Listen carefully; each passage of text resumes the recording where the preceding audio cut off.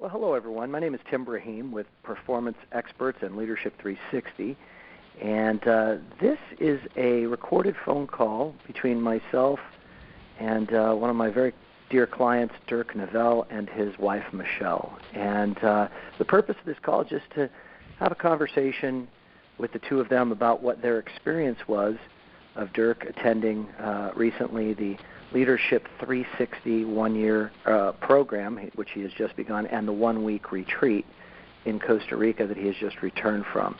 So before we get into having the conversation, Michelle and Dirk, welcome, and thanks for taking the time out of your day to chat with me. Thanks, Tim. Thank you. So let's start with you, Michelle, if we can. I always think first of all, I'm just grateful that you even get to hear your feedback. I've got a notepad ready here to take some notes on anything that you share that might be great information for us on how to improve the program. I'm always looking to make it better. I'm very aware of the fact that when people are considering and they've applied to be in this one-year coaching program and they're considering making the investment not only of the money but the time, that there is another person involved in that decision-making process, that being the spouse. And I'm aware and cognizant of the fact that that can be a difficult sell, to be very honest, because oftentimes, especially with a high-ticket item such as our one-year program, the spouse could be saying, "Hey, well, what about me? I'd love to go away for a week too to a beautiful place and do some work on myself and do some work on my planning for my future. And now you're asking me to stay home and take care of the family in some people's cases, etc." So, what I'm curious with you, Michelle, is when Dirk first approached you with the idea of making this investment and this commitment of time and money, how did you feel about it, and what were some of the things that went through your mind, and how did you get comfortable with it?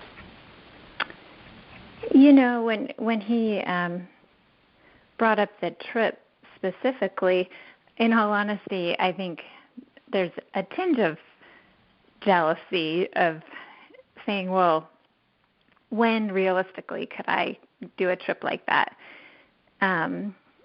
But that being said, I know what he has taken away from his sessions with you and his time with you. And so I knew, especially after meeting you, that it would be a very meaningful trip. And so I would say that I want that for him, just like I know that he would want that for me. And so in all honesty, it does seem like it will be a long time in the making before I will get to do something like that, just being a mom of two young kids. But I was really excited for him in this opportunity. Yeah, that's really honest. Thank you for sharing that. Hey, Dirk, how about you? Did you have any concerns about approaching Michelle with it and worried about how it would make her feel, or was it something you felt just really strongly about? And what went through you when you had to approach her with the idea of making this commitment? I didn't feel nervous about it. I just, based on our relationship, she's always been super supportive of anything that I do. So I totally understood that I was going to a pretty cool destination and I was going to be gone for a while, and her workload was going to change. But I guess I'm just lucky in the sense that I'm in a relationship where I think we both support each other that way. So I didn't really have any concerns or hesitation. I think at the end of the day, anything you can do to improve yourself, whether it's in the workplace or whatever. I mean, ultimately, if you're improving in the core of who you are, I think it benefits everybody, and I think Michelle understands the value of the trip. Well, we always, we try to position. It's a little tricky dance with, the way we market and brand the program, because if it's too tilted towards the personal development aspect of what the program has to offer, it could be perceived by some as perhaps not being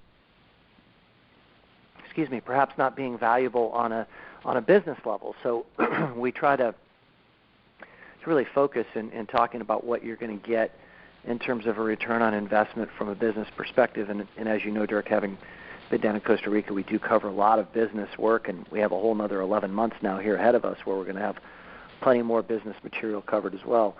And it's a little bit difficult to articulate to not only the applicant but their spouse about, we're pretty confident that person's going to return back home a different person in a lot of ways, where maybe they're looking at life a little bit differently. And that's certainly a part of the intention of the retreat and the program.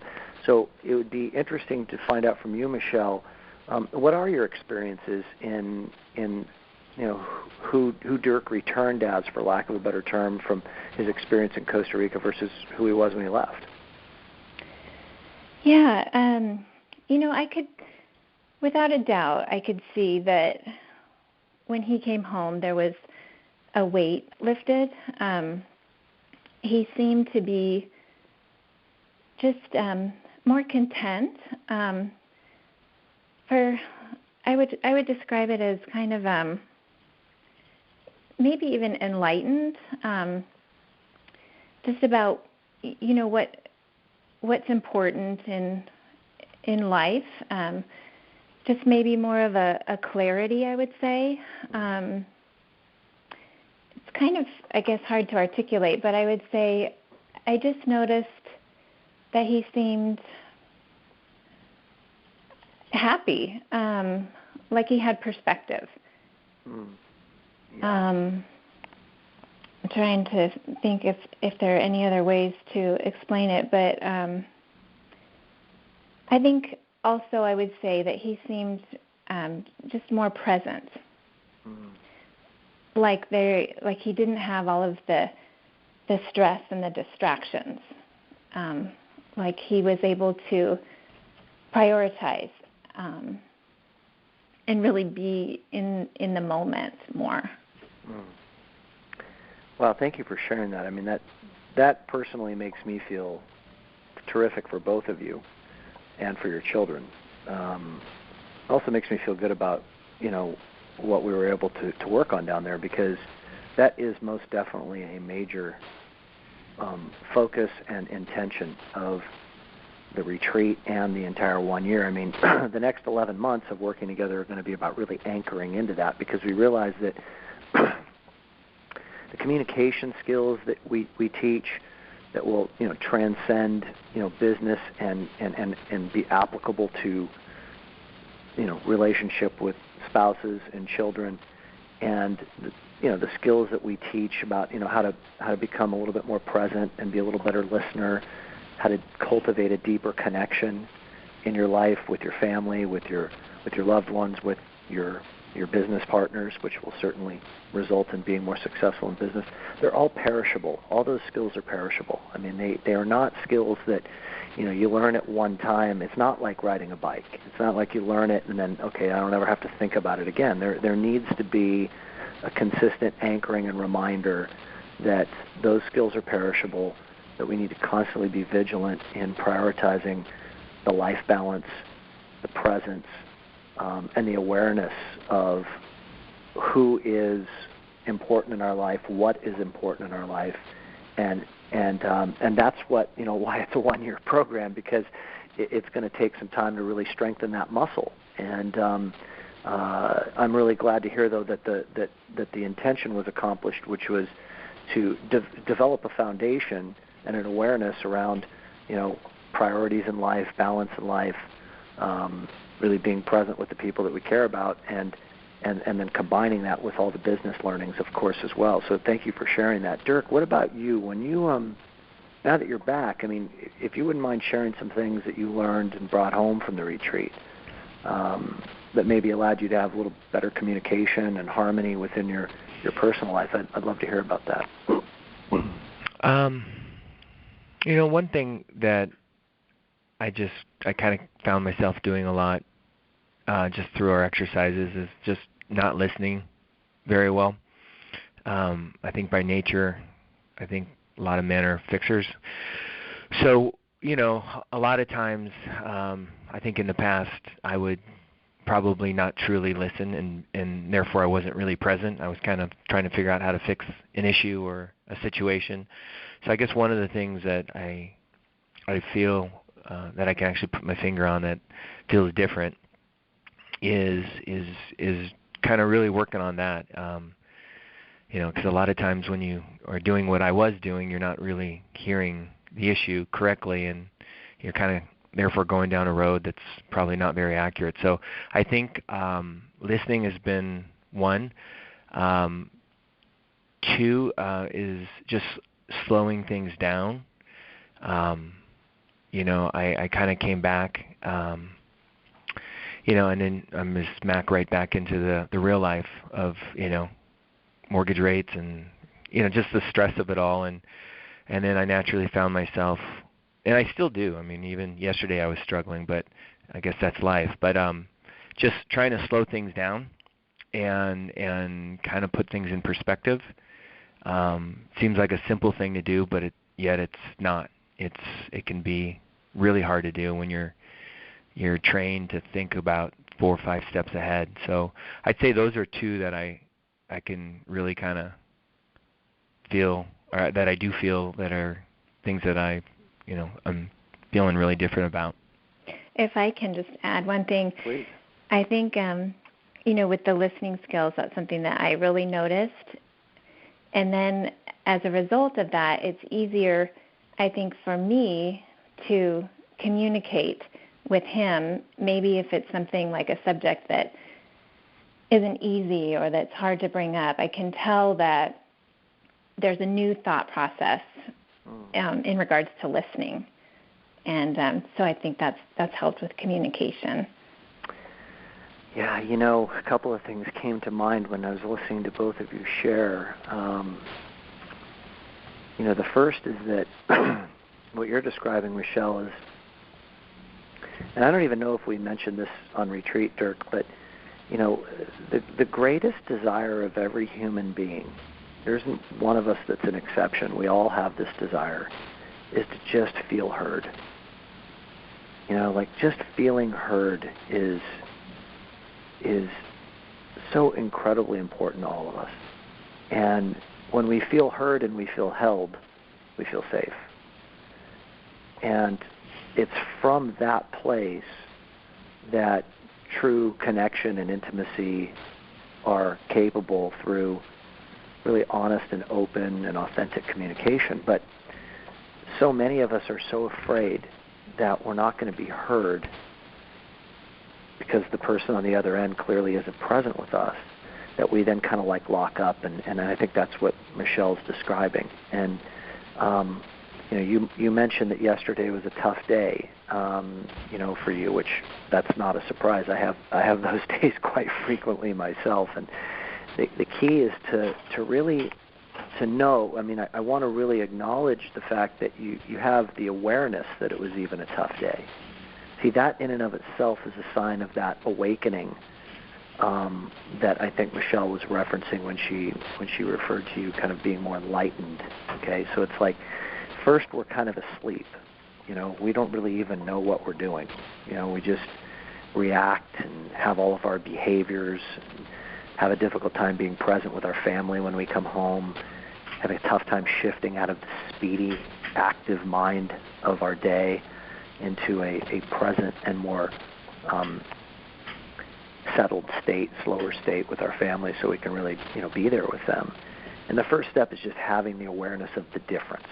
Like today, I can see that I was going fast. I mean, that in and of itself is an incredible first step. And then I think back to the story, and I'm not sure if you shared this with Michelle, but it would be good for not only for us to reflect upon, but also anybody who's listening to this. It would be a great story for all of you to hear, so I'll share it briefly. It's a story that was told at the retreat where there was this Indian tribe, this Native American Indian tribe, and the men would go out And their job is, you would find in most all indigenous cultures, men are in charge of going out and killing, other tribes if they feel that there's a threat, and also killing animals to feed their family. So the men in this Indian tribe, they would go out, they were warriors, and they'd go out and they'd fight other tribes and they'd kill animals, and they had a policy where their village was, their Indian village was on top of the hill, and there was a neighboring hill about a mile away.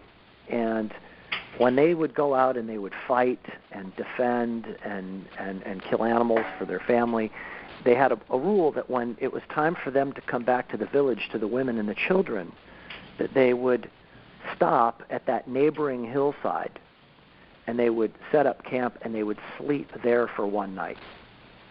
And then the next morning when they'd wake up after they'd circle up and talk about their tribal leadership, etc., they would then light a fire, signifying to their families on the other hillside in the village that we're now ready to come home. And then they would get the signal back from the families, and then they would come home. And the reason that they did this was because they recognized the importance of shifting their energy from that of a tribal warrior, very instinctual and primal energy of going out and killing, to that of being home. And had they come home, if you can imagine this, if they come home to their village with all of that energy from being out and fighting and being in that kind of brutal atmosphere, they would be bringing that energy home into their families and affecting the entire culture that is their little tribe.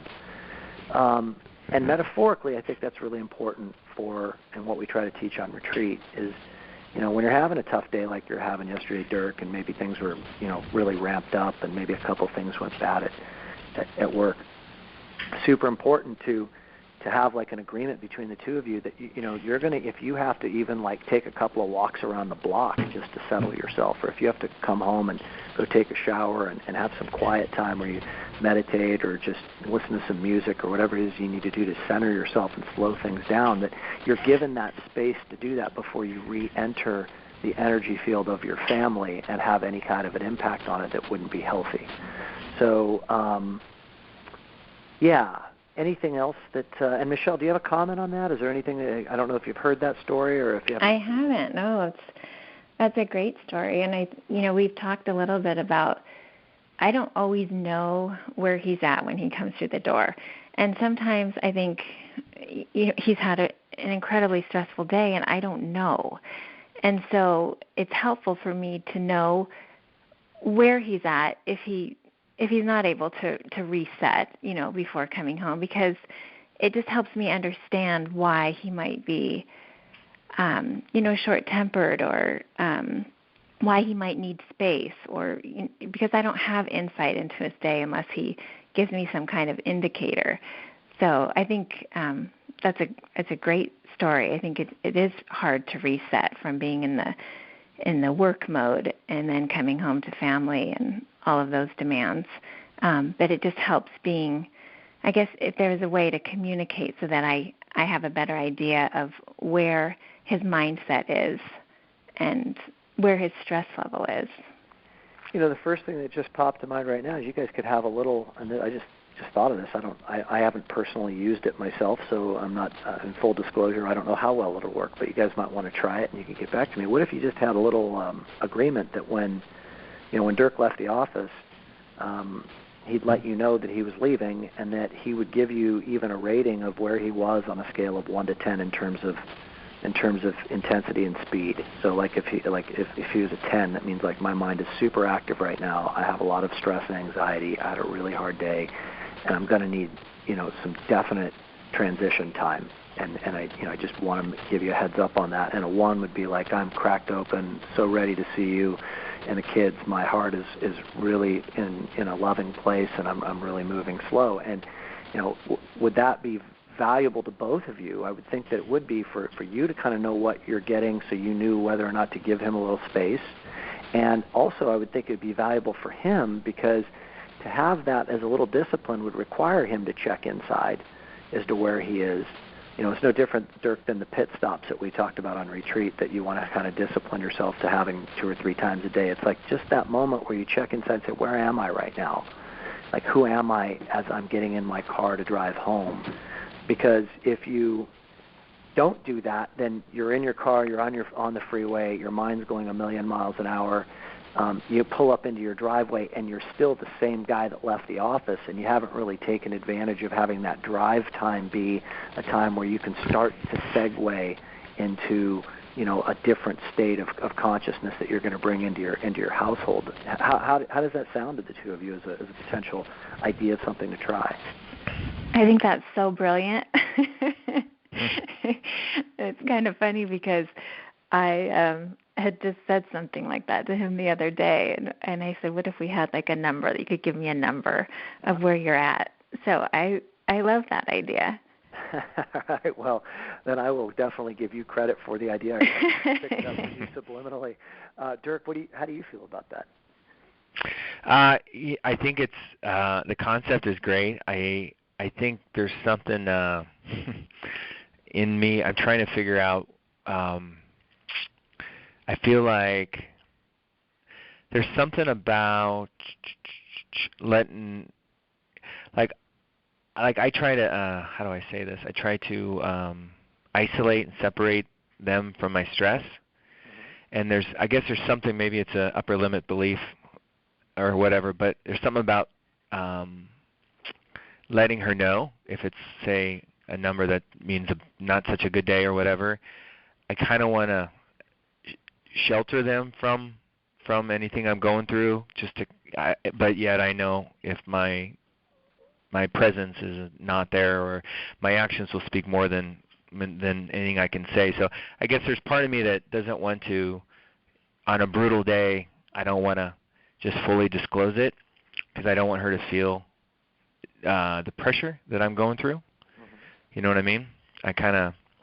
I don't want to BS her either, but at the end of the day, I don't want to come home every day and, I'm not sure that because every day is pretty, every day seems to be pretty stressful. You know what I mean? Yeah.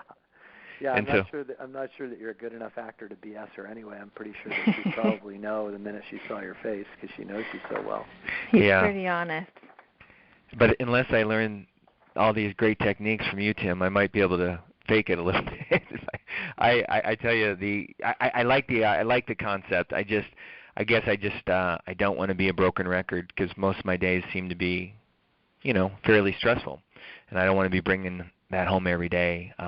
But I think it's definitely something that is something that can be worked on. So let me ask you a question. Maybe this would be a good way to wrap this up, and I want to check in with Michelle after I do this slight little process with you, sure, Dirk, and see how she feels. But what I heard you just say, if I'm in a perception check with you, which is one of the skills that we teach on retreat, what I heard you just say is that you don't really want to burden Michelle with the things that you went through on a daily basis in your work situation. Is that accurate? You don't really want to have her have to deal with all that stuff that you're going through. Correct. Okay. So exclusive of the fact that she's probably going to pick up on it anyway, because she's a woman and women are far more intuitive than men. We'll just set that aside as a separate subject matter. Let me actually ask you this: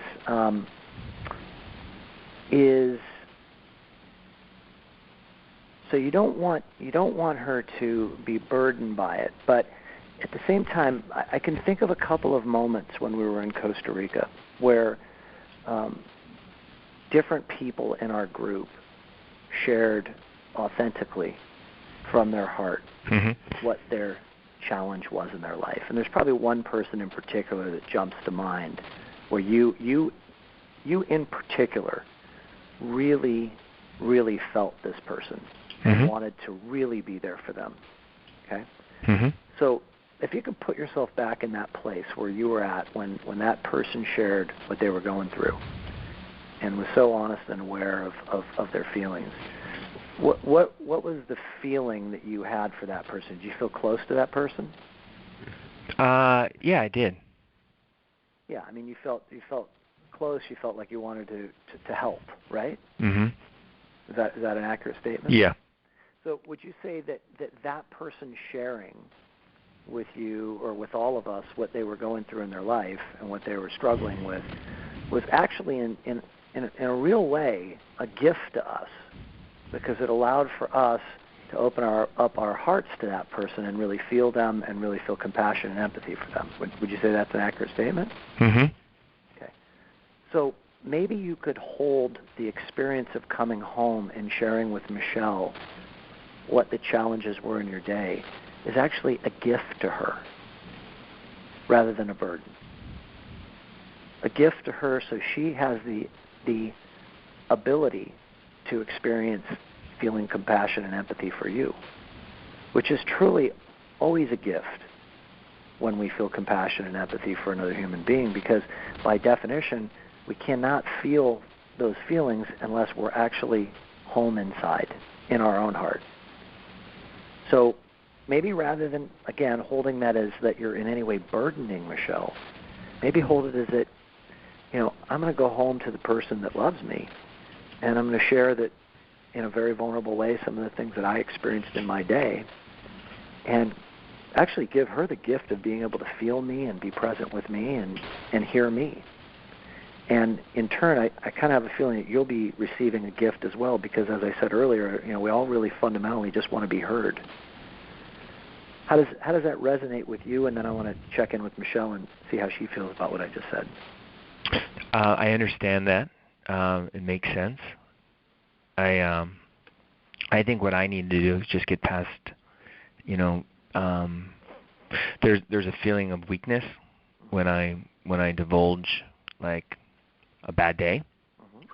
You know what I mean? A belief system that I shouldn't have a consistent I shouldn't have a lot of those. So I think there's just something that I probably need to figure out on my end as far as when I'm vocal about a bad day.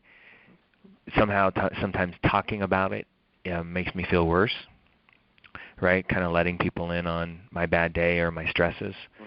Mm-hmm. And so that's probably a little bit of my reluctance of why I don't like to divulge it or talk about it, because I find myself starting to get a little worked up, and I try very hard to separate myself from it. Mm-hmm. Although maybe my presence doesn't get separated, it can be probably pretty obvious sometimes. But I guess it makes sense. I just need to somehow, I think what I need to work on is my feeling or my belief system about, sharing and feeling that it's kind of a weakness. Mm-hmm. And I think I know, without getting into the depths of it in this recorded call that other people are going to listen to, I really want to respect, this, kind of the container that we need to create to do this kind of work in. But I really feel like I really know, because I know you so well, where that comes from. Right. And I really feel like we can work through that. I feel like we can work through it pretty quickly, in fact, because I think that it is just going to be a matter of me asking you a few questions, and I think that you'll be able to see it to the extent that you don't already see what's really happening there that's causing you to have reluctance to wanting to share. Okay. So why don't we, just as a sidebar, why don't you and I make sure that we jump on a phone call here after the holiday weekend, and sometime next week for 45 minutes or so. Probably that's all it would take, and I think we could probably really do some good work on this. Okay. Okay, so we'll reach out to each other via email after this call is done. In wrapping it up, I just want to check in with Michelle and see, how did you feel about what I shared with Dirk and what Dirk's response was? Do you have any feedback? I do. I do want him to let me in on how his day was, and there is somewhat of a feeling of exclusion when he doesn't share with me, and so it's meaningful to me when he does let me in. Even if the day is bad, I don't look at it as a weakness. I look at it as an opportunity to help him, to connect, to feel, even potentially needed, like I can be helpful to him if he had a bad day. But when he keeps it from me, and I don't know, but I can sense the disconnect in his presence, that doesn't work real well. It doesn't feel good. Mm-hmm. So that's just what I would add, is that it's okay if every single day is bad. I would rather him tell me that and feel like I can be included in that, just so I know I have a gauge of how his day was and how he's feeling. So I would much prefer being kept in the loop than not, if that makes sense. Oh, it makes complete sense, especially the part when you shared that it gives you a sense of value, and worth, that you can be there for him. I mean, that's beautiful, and that's the gift. That's what I was really trying to articulate in my clunky way earlier, that if he, that he's actually giving you a gift by sharing with you, because it gives you the ability to feel like you can be of help to him. So I really appreciate you sharing that. Thank you. You bet. Thank you to both of you for taking time out of your day away from your kids to record this with me. I hope that it wasn't too painful for you, and that you know how much I just very much appreciate having had the opportunity to talk to both of you guys about this. Thanks, Tim. You bet. Thanks, Tim. I'm sorry, in the beginning, there's something when a call is recorded, I go back into my sales days when we would do all these practice calls, and I get really nervous. So I'm sorry if I botched it. You guys did great. You did great, and I'm sure that everybody that listens to this will really be grateful for the time that you took to record it. Thank you. Sweet, I just figured it out. You can go to work and be a sales girl again, and I'll stay home. There you go. I think that would be great. I welcome that for you. All right. Thanks, Tim. You guys. Thank you. Okay. All right. Bye.